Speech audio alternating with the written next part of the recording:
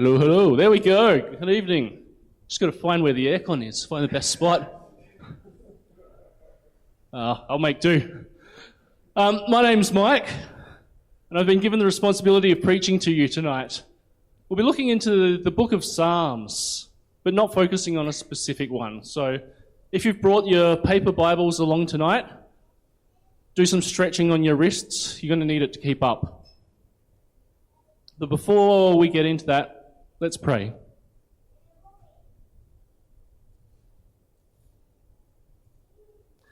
Father God, thank you for bringing us here tonight. We know that nobody here has come through that door by accident. Nobody is joined to the Twitch stream by accident.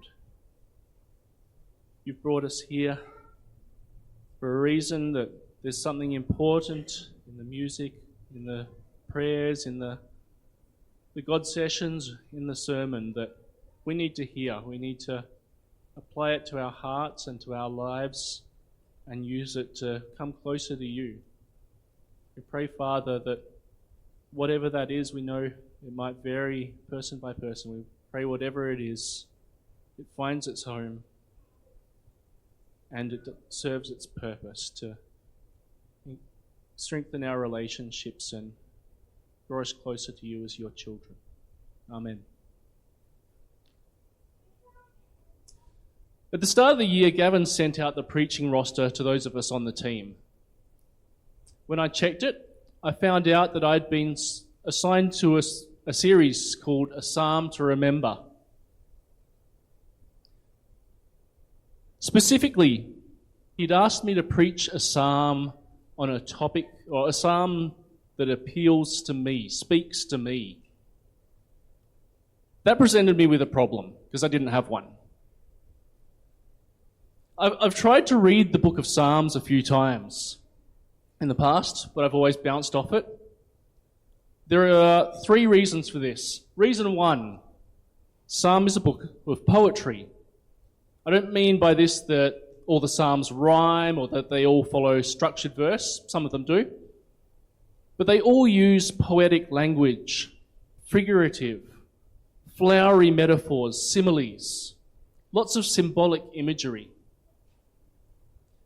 I'm personally a very literal-minded person. Just ask my wife. As an example, from time to time, I like to write her love messages, telling her that I love her and why.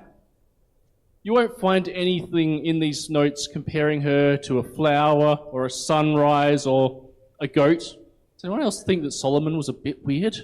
I mean, I don't know that much about women, but I know not to compare them to goats.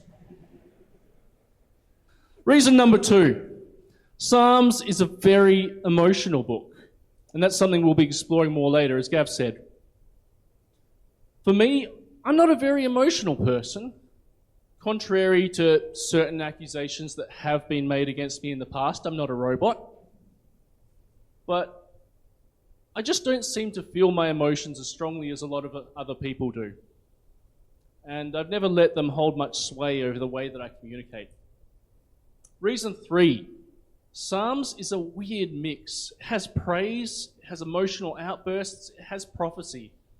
And it can be really hard to separate the three. It can have all three mixed into the same psalm. We'll also pick up on that a bit more later. So all this presented me with a bit of a conundrum. How could I preach on the Psalms at all, much less on one that speaks to me? Thankfully, our God is not the kind of God who presents us with a challenge and then says, "Later, loser, have fun with that." Early into the year, I took on leadership of one of our church small groups. And then having done so, I promptly informed them that they would be helping me to learn Psalms. I'll be honest, we didn't make it very far. Our group's been a bit hammered by sickness and other difficulties that we've had a lot of cancellations through the year, and Psalms is a big book. There's a lot of Psalms. But we got through it far enough that even with me struggling to wrap my mind around it, patterns started to emerge. And helpfully, there are people within my group who have a much better grasp of the figurative than I do. And they were able to help me open up meanings in the text that I just didn't see. There's a lesson in that. Small groups aren't just for the leader to teach you. You're also there to teach your leader. One of the things that became very quickly apparent is that Psalms is a book of communication. Psalms is a book of people opening their hearts up to God and telling him how they really feel. Sometimes that shows as praise, like in Psalm 8. Lord our Lord, how majestic is your name in all the earth. You have set your glory in the heavens. Through the praise of children and infants, you have established a stronghold against your enemies to silence the foe and the avenger. When I consider your heavens, the work of your fingers, the moon and the stars which you have set in place, what is mankind that you are mindful of them, human beings that you care for them? You have made them a little lower than the angels and crowned them with glory and honor. Lord our Lord, how majestic is your name in all the earth. Sometimes a psalm is about contrition. Lord, do not rebuke me in your anger or discipline me in your wrath. Have mercy on me, Lord, for I am faint. Heal me, Lord, for my bones are in agony. My soul is in deep anguish. How long, Lord? How long? Turn, Lord, and deliver me. Save me because of your unfailing love. I am worn out from my groaning. All night long I flood my bed with weeping and drench my couch with tears. You see the flowery metaphors there? My eyes grow weak with sorrow, and they fail because of all my foes. Sometimes psalms manifest as a call for help. Lord, how many are my foes? How many rise up against me? Many are saying of me, God will not deliver him. But you, Lord, are a shield around me, my glory, the one who lifts my head high. Arise, Lord, deliver me my teeth. Strike all my enemies on the jaw, break the teeth of the wicked. From the Lord comes deliverance. May your blessing be on your people. And sometimes a psalm is just a complaint. Why, Lord, do you stand so far off? Why do you hide yourself in times of trouble? In his arrogance, the wicked man, he hunts down the weak who are caught in the schemes he devises. He boasts about the cravings of his heart. He blesses the greedy and he reviles the Lord. In his pride, the wicked man does not seek him. In all his thoughts, there is no room for God. His ways are always prosperous. Your laws are rejected by him. He sneers at all his enemies. Why does the wicked man revile God? Why does he say to himself, he won't call me to account? The key thing that links all of these different types of psalms together is honesty, specifically emotional honesty. God wants us to tell him how we feel. Our God is not a God who wants us to be distant from him. He doesn't want to distance himself. He doesn't put walls up to stop us from interrupting him. He doesn't set the angels around him as a perimeter of bodyguards to prevent us from approaching him. He calls us his children, and he invites us to call him Father, because that's what he is. And as his children, we are able to approach him with our feelings. I'm a father too. I have a 2.5-year-old daughter, and as her father, I deeply desire to have a relationship with her. I want to show her how much I love her. I want her to show me how much she loves me. I want her to trust me enough to tell me how she honestly feels, even when she's upset with me because I've told her no or told her off or made her do something that she just didn't want to do. I can't have that if I don't listen to her. I can't have a relationship with my daughter if I refuse to allow her to say her piece to me. Our Father in heaven is no different. He created us with feelings, with emotions, with desires. Sin has come along and corrupted those to a degree, but even so, he still wants to hear from us. He still desires a relationship with all his children. As part of that, he wants us to talk to him openly and honestly. And that includes coming to him with our anger and our grief as well. It's not the only reason for the book of Psalms, but it is a major one. Psalms shows us that it is okay to be honest with God under all circumstances. And look, there are some really difficult, even horrible things written in the Psalms. There are sections where the psalmist calls out in anger, in grief, perhaps even in self-righteousness for God to inflict injury and atrocity upon his enemies. One of the Psalms earlier, we heard David ask God to knock someone's teeth out. Other places, he asks God to break his enemy's arms. Psalm 137 is one of the most difficult parts of the Bible to read, so let's give it a crack. By the rivers of Babylon we sat and wept when we remembered Zion. There on the poplars we hung our harps, for there our captors asked us for songs. Our tormentors demanded songs of joy. They said, "Sing us one of the songs of Zion." How can we sing the songs of the Lord while in a foreign land?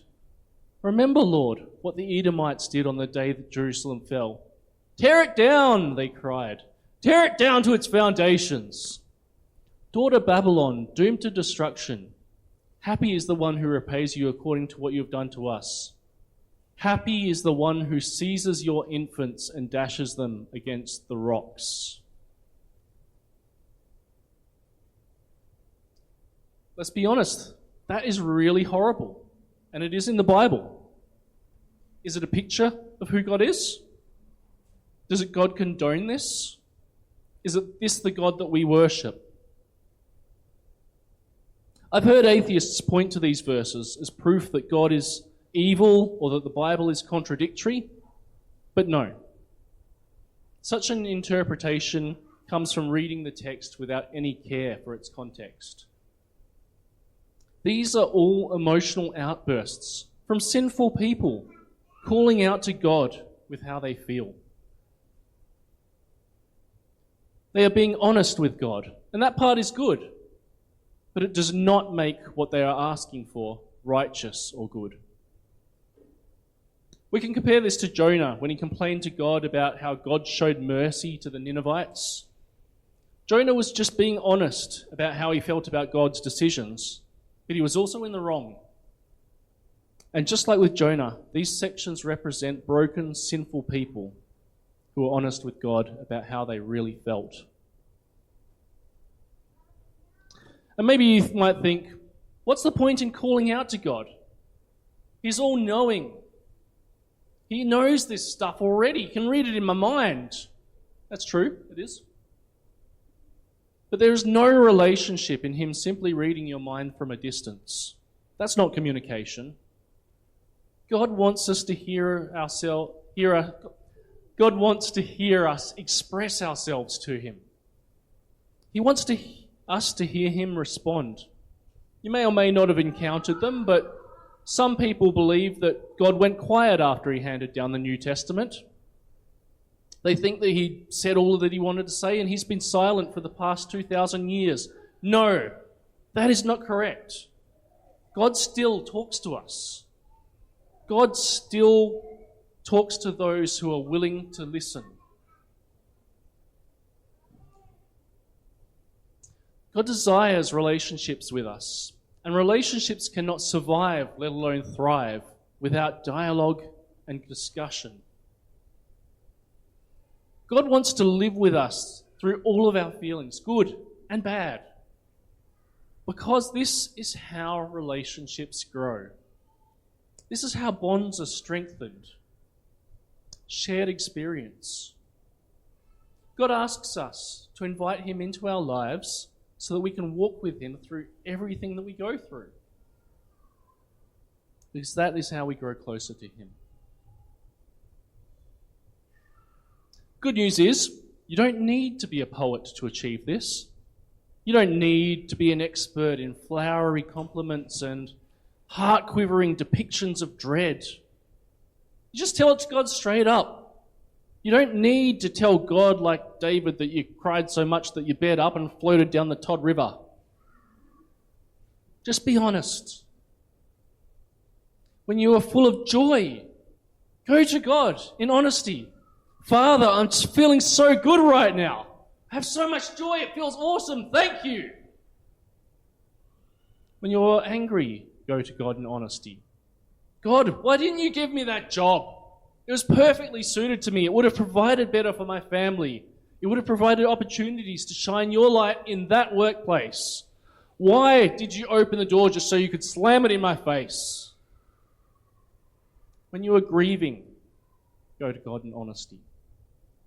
Why, God? Why would you give us a pregnancy? Why would you get our hopes up? Why would you make us so happy just to rip it away? Why would you take our child from us before we could even meet them?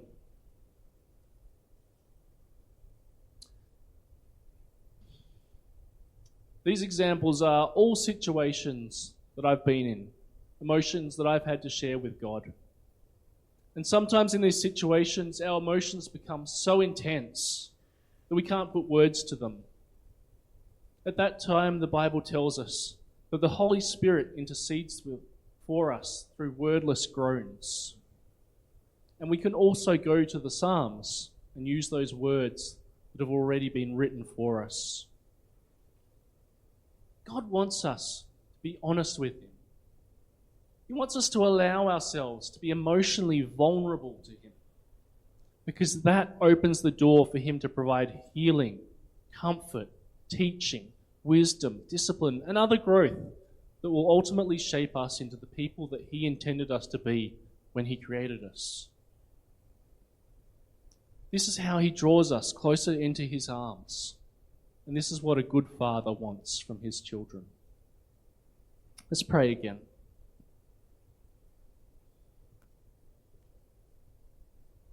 Father God, you know our hearts. You know the sorts of things that we feel, the things that we experience. You created us to have feelings and to have emotions. You created us to experience all of these and to grow and from them, and especially to grow closer to you. Help us to be honest, God.